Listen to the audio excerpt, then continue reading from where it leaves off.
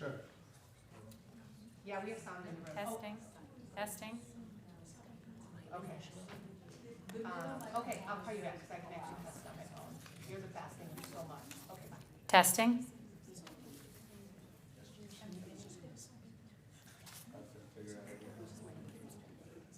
Oh, it's working.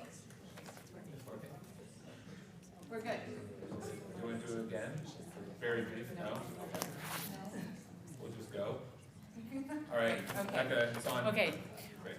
Welcome, everybody. Thank you very much for your patience. My name is Becca Youngerman, and it happens that my spouse, Mark Aronson, is actually the chair of the camp committee. I won't say yes to that opportunity, but I'm very grateful that somebody in my another great leader. So great that I married him.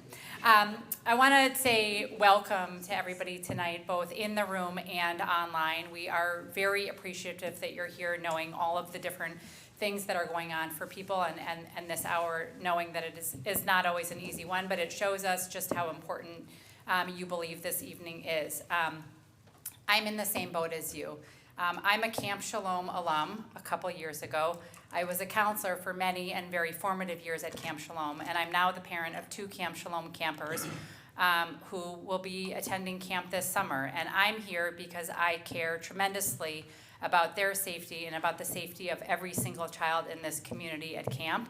And I'm here, like many of you, I imagine, because you're eager to learn more about what's happening at camp and about the different policies and training and what we can all do to lean in together to ensure that our kids have the cherished experiences I know that I had as a child and that our community depends on and offers to our community. The focus of this evening, as you saw in the invitation to gather here this evening, is around education, healing, and beginning to chart a path forward together. And we know that this happens both on an individual and a community level, and we know that this happens at different paces and in different paths for each one of us, probably individually for each and every one of us. And so we invite you, and I want to thank our speakers for doing the very best to meet folks where they are at this evening. And we know that there is a lot more work ahead after tonight, but this is the start of a conversation. And that's why we're gathered here. So with that, I want to say an official welcome and tremendous appreciation to our esteemed experts who are joining us here from Safe Harbor Childhood Advocacy Center, Jennifer Ginsburg, Carrie Young, and Caitlin Scales. Safe Harbor Child Advocacy Center is the foremost resource in Madison for children and families who have been impacted by abuse and trauma, and we're very fortunate to have you as partners in this moment. Safe Harbor provides trauma-informed forensic reviews, advocacy, and trauma treatment to children who have experienced abuse and where there is a criminal investigation. Safe Harbor works with all 20 law enforcement agencies in Dane County, along with Child Protective Services, medical providers, and the District Attorney's Office to provide coordinated, trauma-informed intervention. Safe Harbor sees an average of 400 children a year, 400 children a year. And since opening its doors in 1999, Safe Harbor has served over 6,000 children in Dane County and surrounding counties. We are very appreciative that you're here. So in just a moment, I'm going to turn it over, Jennifer, to you and to your colleagues to help us, as I mentioned before, begin to embark on some learning, a little bit of healing together, and also thinking about what our path forward might look like, again, individually and as a community. I want to express appreciation. Several of you have already submitted questions, and you will have the opportunity this evening to submit additional questions that may come to mind. We hope that you will pose questions. We know there are many and all sorts of different questions. We hope that you will ask questions that connect again to our purpose this evening. And we'll be handing those note cards that Livia is going to make available in just a moment. We'll be handing those directly to Jennifer and her team so that they can sort through them and pull out themes and topics that hopefully are of relevance, and we can cross as many topics as possible, knowing that there will be more conversation necessary after this evening. So without further ado, I'm going to turn it over to you. Thanks again for joining us.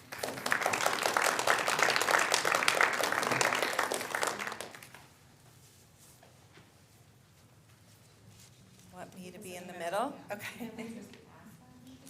Right, because this is the loud one.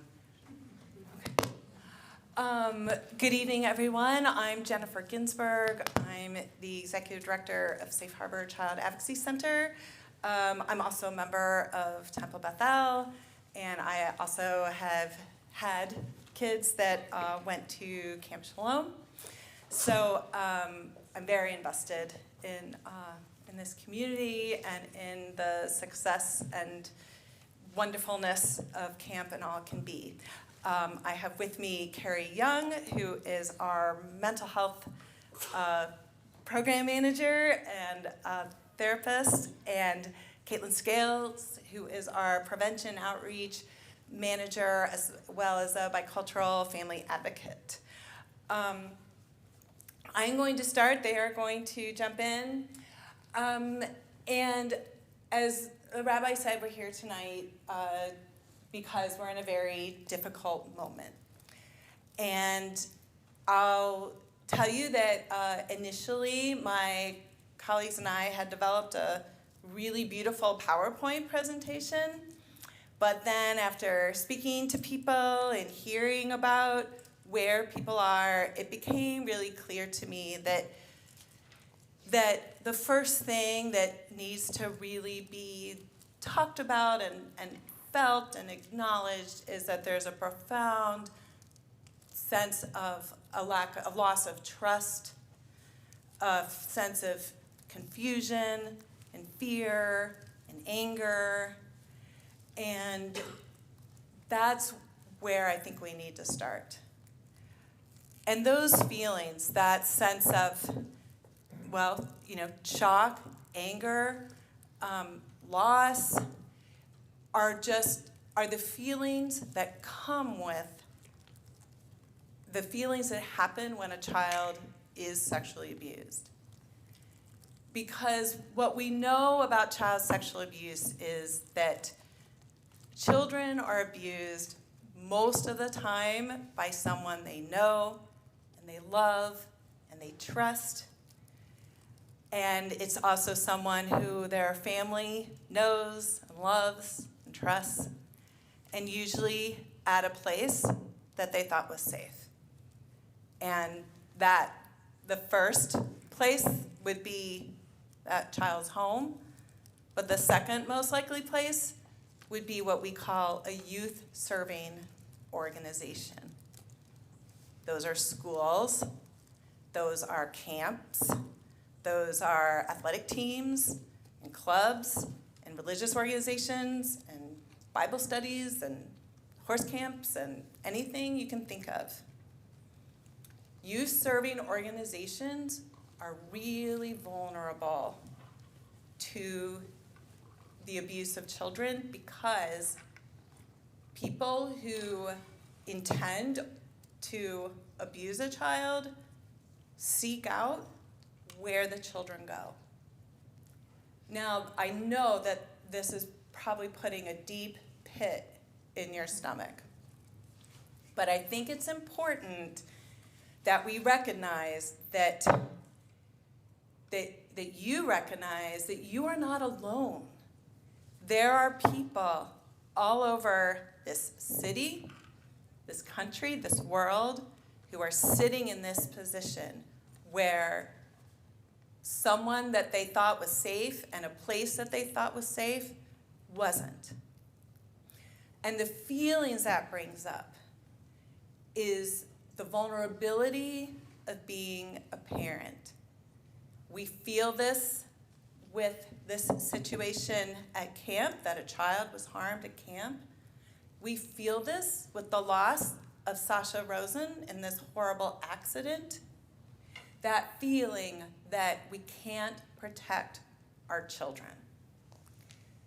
And that feeling, obviously, is really profound. And so we need to sit with that feeling for a moment and recognize that is a part of our lives every day. And, right now we're focused on camp, and we'll talk about, what could happen to make it better at camp. But I want you to recognize that we need to think about how to keep our children safer in every aspect of their life. This crisis is an opportunity. This is an opportunity to think a little differently about how we think about the safety of our children, how we talk to our children, and how we as a community come together to create a safer community for our children. So what do we do with these feelings of helplessness, right? The helplessness, the sense of being out of control. What do we do with that? One way to think of it that I think can be helpful is that it's sort of like driving. So I think most people in here drive and get in cars. We know driving's really dangerous, and we know terrible things can happen. But we make the risk-benefit analysis that the benefits, rewards, and necessities of driving are outweighing the risks. We make that calculus every day. But it doesn't mean it's without risk. There are risks. So what do we do with those risks? We buy the safest car we can afford to get. We make sure it has all the latest safety features. We make sure we're the safest driver we can be. We make sure our 16-year-olds and up are the safest drivers they can be. We teach them how to be safe drivers. And we are aware of higher risk circumstances where you might choose not to drive in a blizzard or not to drive after having a drink. We make these calculations all the time. So the challenge here is both as a community and as families, which is how do we make our communities safer? How do we make our institutions safer so that we can feel comfortable in that calculus of the benefits and rewards here outweigh the risks, and we're going to go forward with love.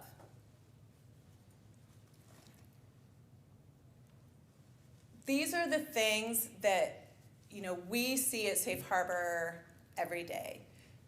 Every day we talk to parents and caregivers who think, how did this happen? And how did I let this happen? And I've spoken to a community member here who felt, how did I, as a fellow camp parent, let this happen? What did I do wrong? And so one thing I want to impress upon you is that we're going to focus on what we can do differently, but we also need to remember that people who abuse children make a choice. And we have to just do what we can to make us safer. And again, I'm going to go back to driving. You're going to do all those safety precautions. It doesn't mean that there's not going to be a car crash. So it's really about wrestling with these kind of dualities of I'm going to do what I can to make my life and my children's life as safe as possible, and I'm going to recognize that I can't have control over every situation. So what can we do? So we're going to do a little talking here about how to talk to kids. I want to say that the Federation reached out to me because there was recognition that there had been a system failure in addressing the harm that happened at camp. And my experience of working with the executive board and the camp committee director is that there has been a really concerted effort to strengthen the institutional practices and policies that will create a safer environment. They are engaging local and national experts to go through a very thorough policy review on what are the safety mechanisms that we can put in place to make camp as safe as possible. So I'm not a part of the Federation, but I'm here to say that what they are doing is the best practice for how to address this situation.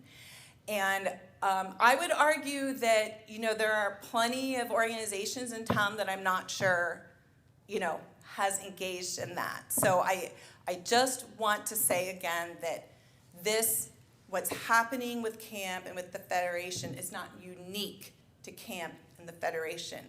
If you've paid attention to the news, just in Madison, we're having so many incidents, for instance, at schools. And of course, I don't need to talk about some of the national things and the Catholic Church. And I just want to recognize the pervasiveness of this problem of the abuse of children. The other thing I want to point out is that when I said this crisis is an opportunity, it's an opportunity to be attuned to what the dangers are. I feel pretty confident that for the parents here, your child knows to not get in a car with someone they don't know, if a stranger comes to the door, don't let them in.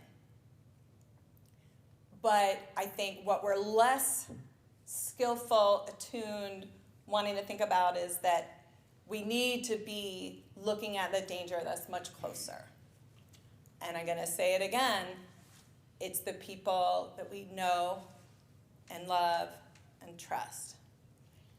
And that the community knows and loves and trusts. And one thing we know about abusers is there's a phrase called grooming that you might have heard. And so grooming is, so offenders groom the child, but they also groom the family and the community. So that then when a child says something happened, we say, what? No, he was so not, are you kidding? That could never have happened. It plays out exactly like the offender hoped. And so, and what else does that do? It keeps kids quiet because they know, wow, everyone loves this person. And they think they're fantastic, but I don't like being around them.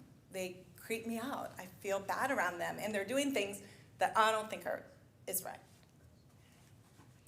So how we can be attuned to that and be able to have conversations with our children about their rights to their body safety, about what's okay and what's not okay. And I think the most important part of that conversation, which is an ongoing conversation, not a one-time sit down and talk about it, is that you can tell me anything and I am going to believe and support you. If you got older kids, maybe you don't. I will foreshadow for you that they will do things that are against the rules.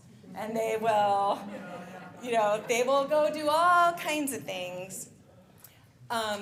And so our message to our older kids is, so like older kids are aware, like, I'm trying to get this right.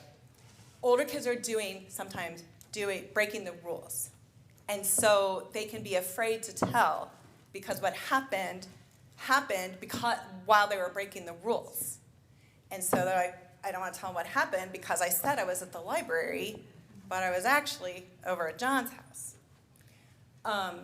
And so we want to send that message. You can tell me anything.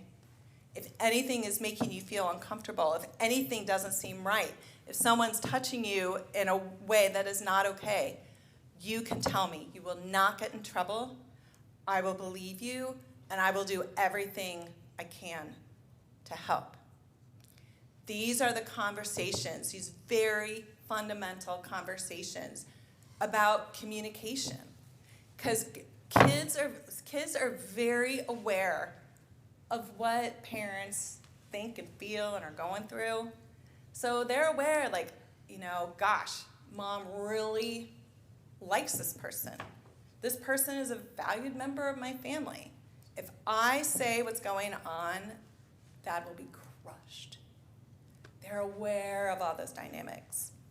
So the more we communicate with them and help them understand the reality, because just like as a parent, you might be attuned to the stranger danger piece, kids too, because that's what we're talking to them about.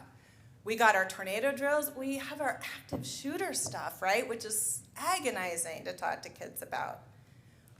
We need to include that they need to trust their instincts and pay attention to how they feel, even with someone that everyone else seems to think is safe. If they're not feeling like it's okay, then it's not okay, and they need to tell. So I want to pass the mic to my esteemed colleagues.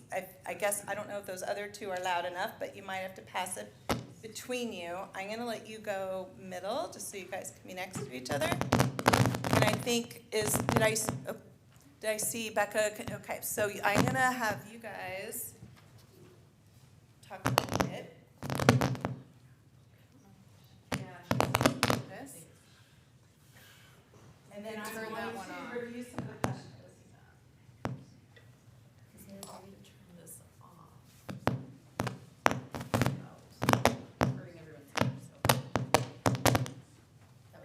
Are you sure that was yours? Okay. Okay. Can everyone hear me okay? Okay. I'm Carrie Young. I'm the child and family therapist or the mental health program manager at Safe Harbor. I've been a child and family therapist since 2007 in the Madison, Wisconsin community. And my career has led me somehow to working with children and families who are finding themselves recovering after a traumatic experience has happened. And I have to just disclose that I really shine with a PowerPoint, so I'm going to do my best. But one of the things we were talking about together is I'd like to offer you all just a moment of grounding. This is a strategy some of you may already practice. It's something that I practice often with myself as a mother of two children. They're ages 8 and 10, and sometimes I find myself in situations that I don't quite know how to respond to. So this is a strategy that you can use anytime. I often use it with families that I'm meeting with at Safe Harbor, especially when I'm meeting with a parent or child who is very distressed. I can lead them through a grounding strategy such as this. And I'm going to make it a little bit quicker than I had originally intended, but I think it will still be helpful in grounding us in this moment. As Jennifer was talking about, just all of the feelings that you may be experiencing at this time are common, normal reactions after finding out that a child has been harmed. And so I just want to honor that for you all, that it's a very sensitive topic to talk about. And it's brave to show up and come to a space to be in community with each other. So thank you all for being here.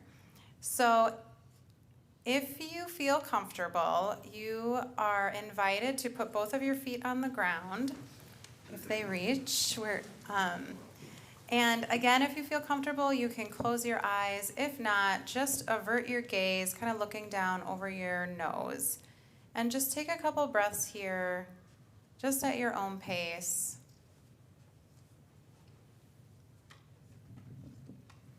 Just allowing yourself a pause to notice what is showing up for you. So I'll be leading you through just a 3-point grounding strategy. The first being just bringing your awareness to the point of contact your feet are making with the floor.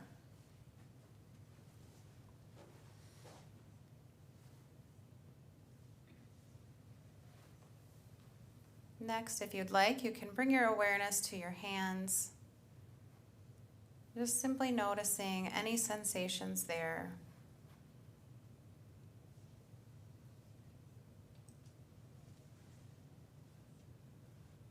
As your mind wanders, which it will, just simply return your attention either to the physical sensation of breathing or the physical sensation of your feet on the floor, your hands.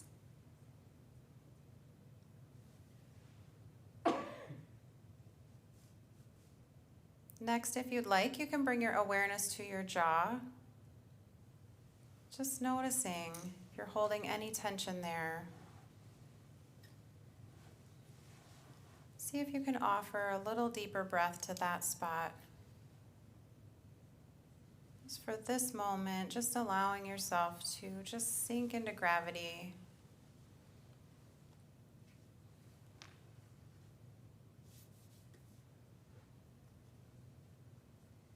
And we'll just take a few more breaths here at your own pace, not needing to try to change the breath. Just kind of noticing any feelings that are here, no need to try to change them. Just accepting whatever it is that is showing up for you. And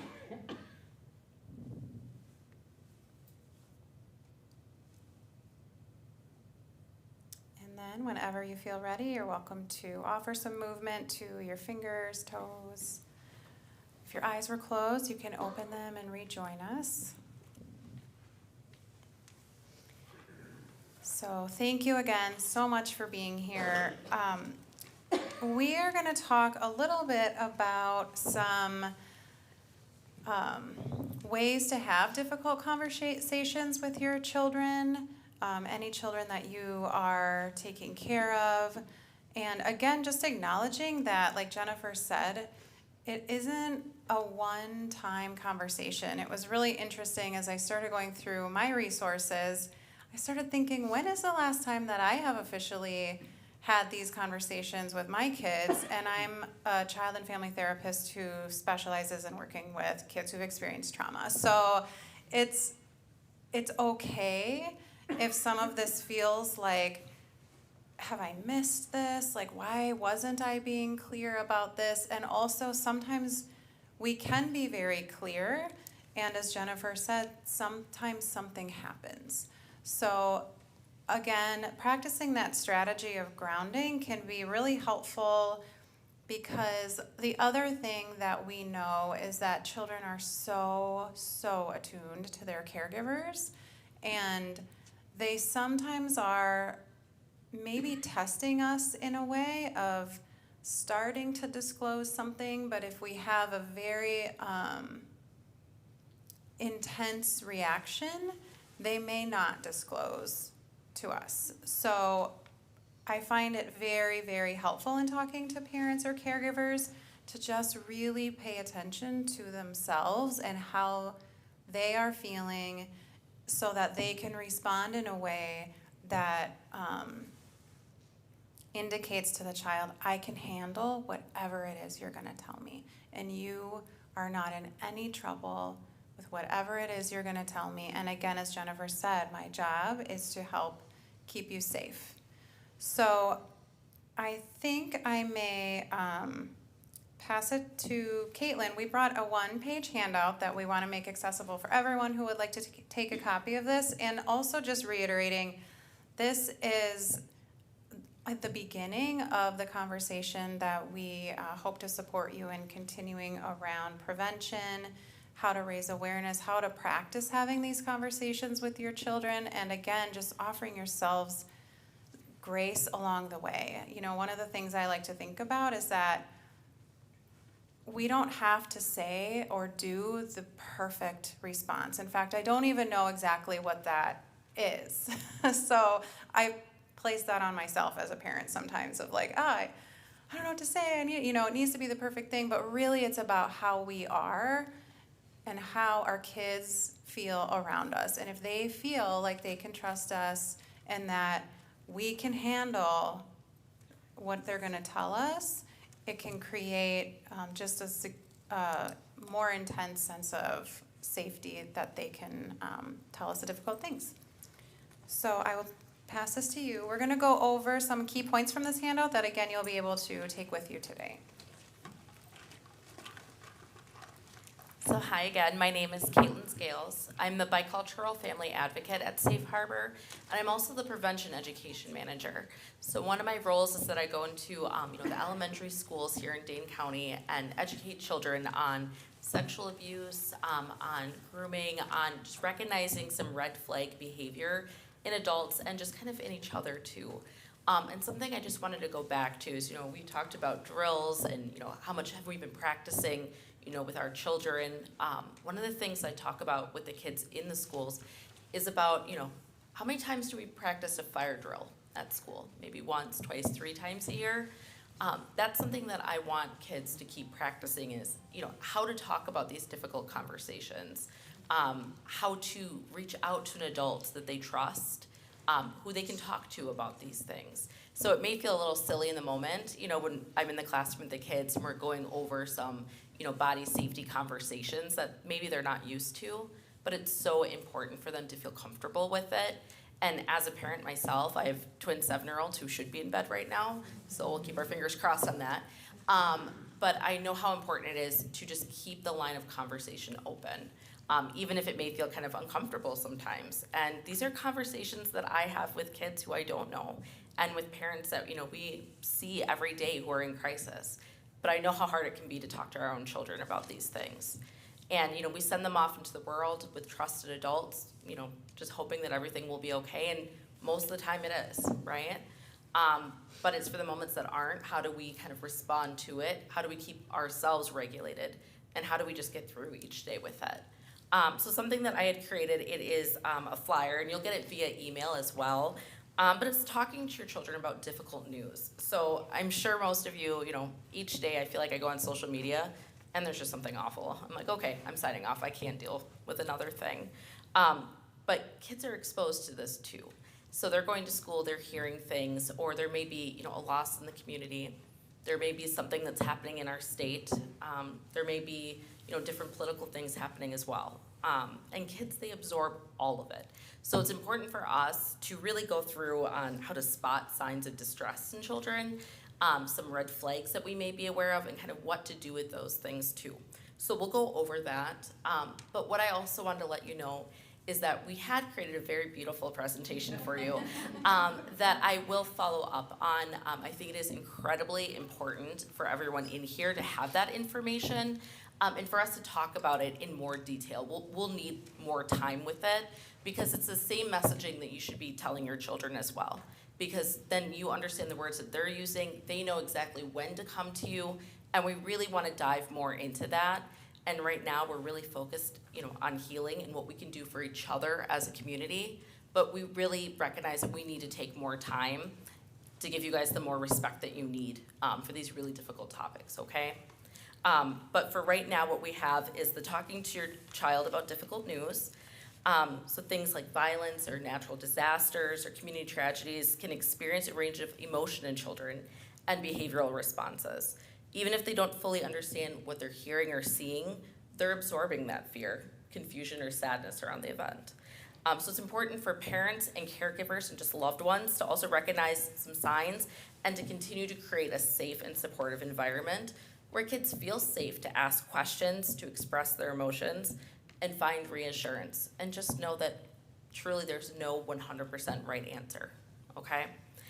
So some of the red flags that may be included for spotting signs of distress would be, the inability to disconnect from the news. Your kids going online and just repeating some of the things that they're hearing or seeing or talking about it quite a bit. Or maybe they're just not doing their normal routines anymore. They're choosing to stay home a little bit more, or choosing to not, talk with friends. They're just not acting like themselves. Or possibly use of violent language or actions. And you're like, where did that come from? That's not how we are at home. But you just see that change of behavior. Okay. So sometimes when there's been exposure to traumatic news, whether that's in the community or online, you'll see similar behavior patterns. So trouble sleeping or eating, increased clinginess, loss of interest in the usual activities like we had talked about, physical complaints. So that could be headaches or stomach aches.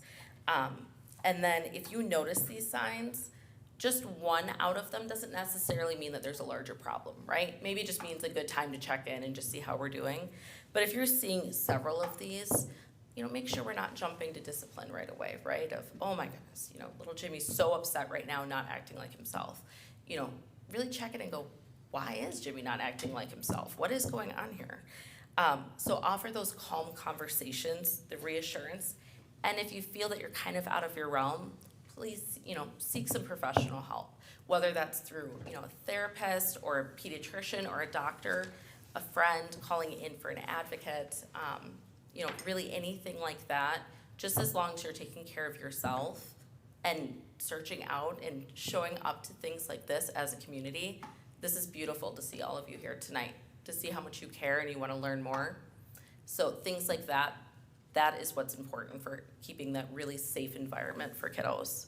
So I'm going to pass it over to Carrie to how to have that conversation and what that will look like before the conversation starts, during the conversation, and then how to kind of manage, internet or digital media exposure after.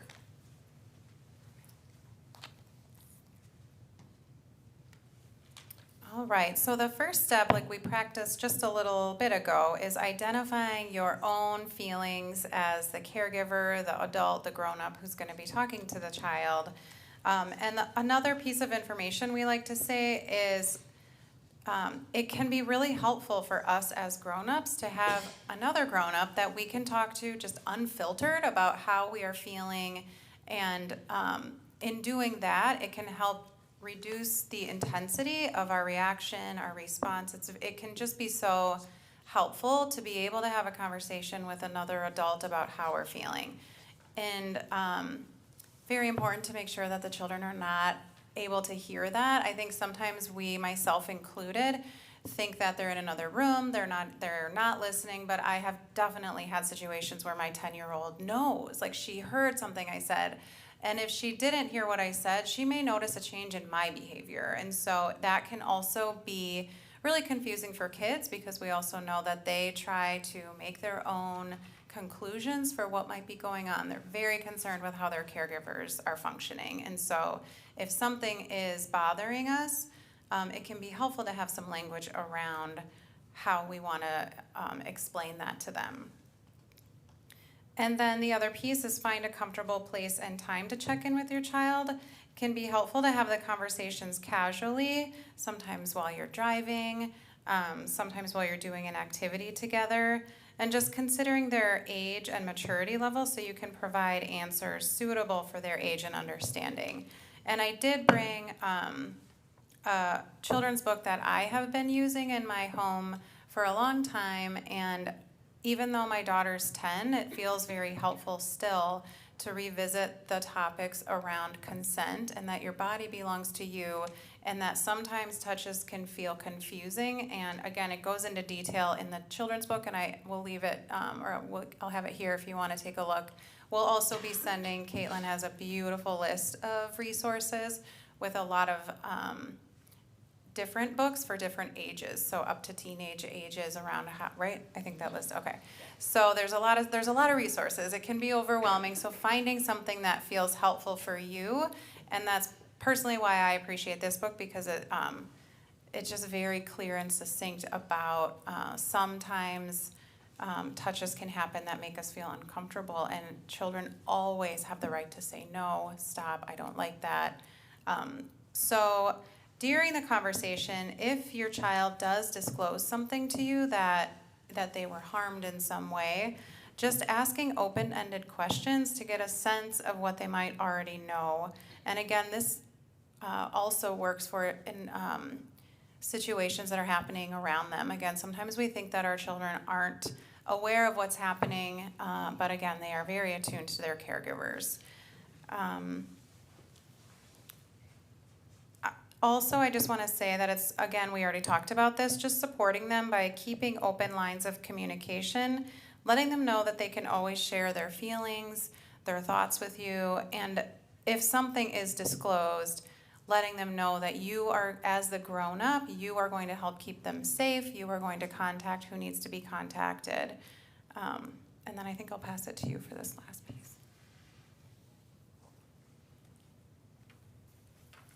And then the managing digital media exposure. So Jennifer had talked about grooming a little bit, and in the other PowerPoint that we have, it really dives into very specific details of what that would look like, and also that happens online as well. It looks a little bit different, but the behavior is the same. So it's something that we will explore at a later date. On this exact one, it talks about just more so if they're seeing things that are traumatizing. So whether it's something, that is violent related or even, sexual abuse related, there's multiple things that they could see in the news that cause, distress. So as an adult, what are some things that we can do? So pick age appropriate and educational content from trusted sources, which is so hard to do because it feels like it's constantly changing on, what internet, site do we trust? Which one is a safe one? The list that we'll be sending out, it has a QR code with a folder of different safe sites that you can explore as well, and that will be really helpful for just all age groups. And then limiting screen time for kids. Under 2, we always say it's best to avoid digital media, understand how that goes, but 2 and up, really no more than 1 to 2 hours a day. I don't know if you've ever gone and looked at your own phone media usage. Mine is a little more than 2 hours a day. So that's something for me too to keep in mind, right? And so, these are expectations that we're wanting our kids to follow, but really they need to see it by us setting that example, okay? And then watching things together. So sitting with them and really just watching what they're consuming. What type of media are they watching? What type of shows are they watching? And it's so important to talk about the difference between fiction and reality. So although it's a really cool show and different things, we know that there's added things in. Kids may not understand that. So it's something that's really important to talk about. And one of the things that I love about movies, I don't know how many of you in here love watching movies with your kids. I do. But one of the best things is when you're both, or all of you, just staring at a screen. It's kind of the same effect that you have when you're in a vehicle, where you're staring ahead and you're able to have a conversation with your passenger in the car or your kiddo in the back, and you feel more comfortable because you're not staring straight at each other and feeling like, you're looking into each other's eyes and it gets a little nervous, right? So when you're watching something, it's a great time to just kind of float out a question of, oh, that was kind of some weird behavior. What do you think about that? They'll feel more comfortable to answer back, and it's in a really laid-back environment at home. So just try that and just kind of see how that goes, and then check in with yourself too. Did that feel good for you too? Because I'm sure it probably will. And then, encourage alternatives. So really encouraging more outdoor play, crafts, or family time instead of screen time. But there are ways to make screen time family time too that's appropriate. But just the final reminder that we have on here is just honestly your presence, your honesty, and your support of your child and any children. That's the most powerful tool. Keep checking in, keep listening, and remind them that they're safe and loved. One of the things that I tell families as a family advocate, when a caregiver comes in, is that the road to success for healing for a child, it's really paved by how their supportive, caring adult has responded and if they believe them.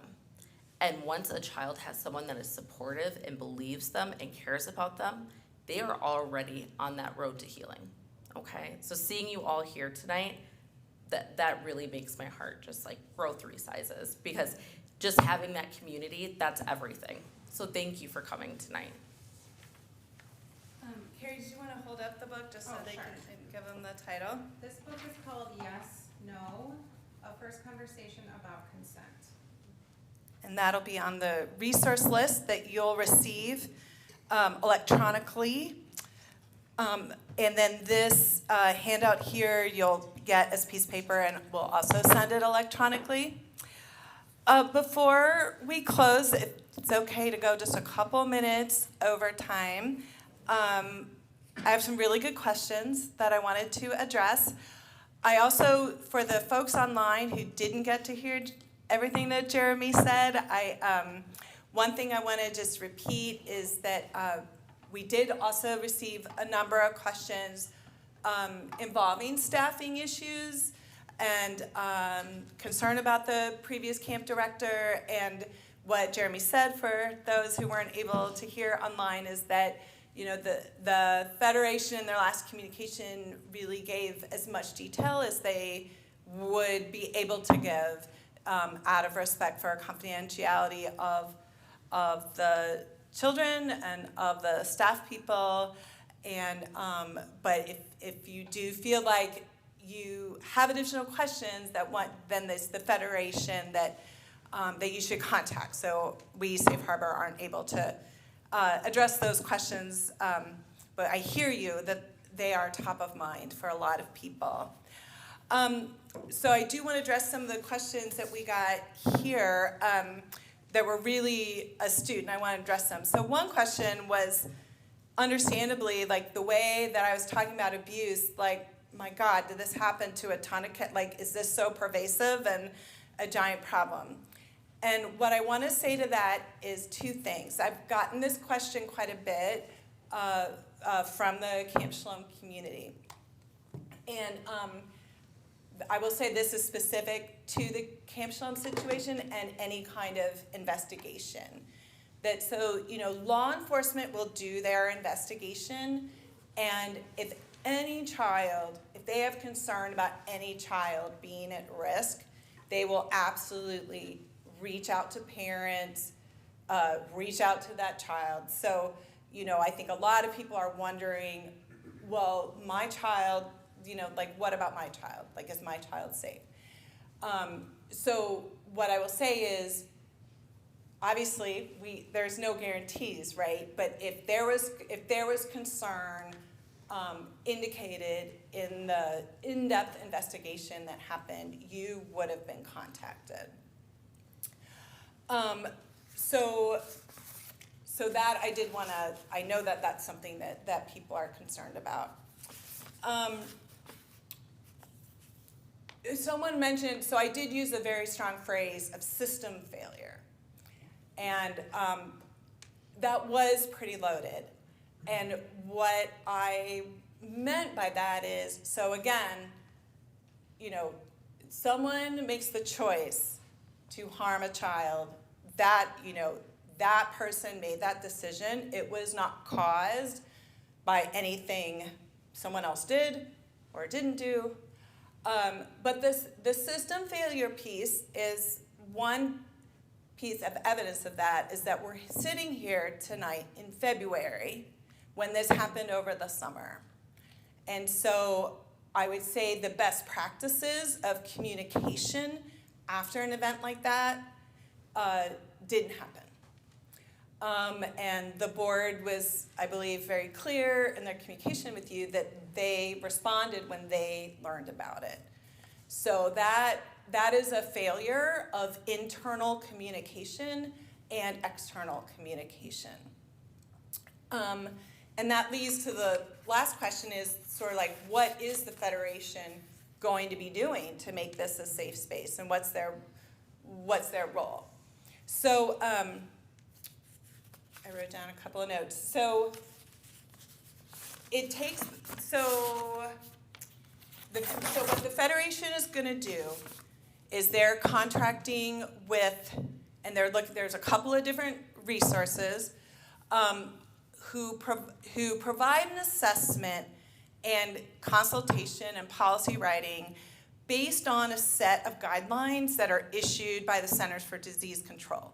So the CDC has a 50-page document that I could also send to people that outlines all the areas that a youth-serving organization should be looking at. And so the areas are the screening and hiring of staff and volunteers, the supervision and monitoring of the children and staff, examining the settings where the activity occurs,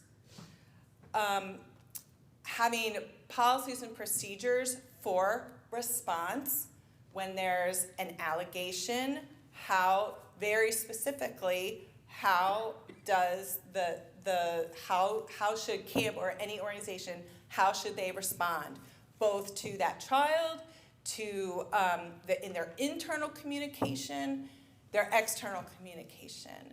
I've seen, there's, it was in this card, that the question of, authorities were notified, so what is the problem?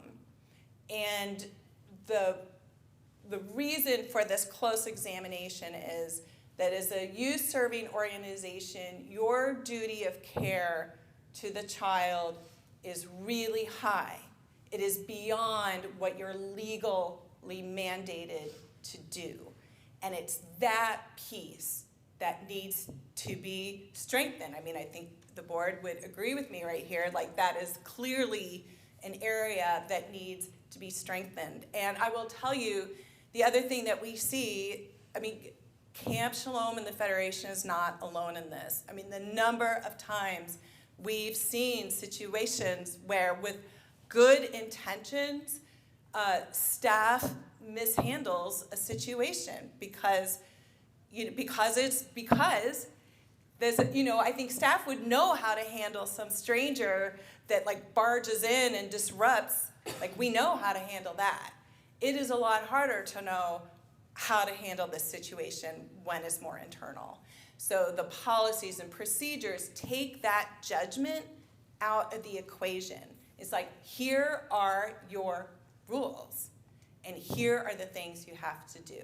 So that response to an allegation is the 5th area, and then the 6th area is I might have just had 5, I might be missing one, but the education about sexual abuse so that the staff knows and the whole organization knows, and it's into the policies. So with these procedures and policies are done with the understanding of what abuse is, what it looks like, the effects, and how do we respond.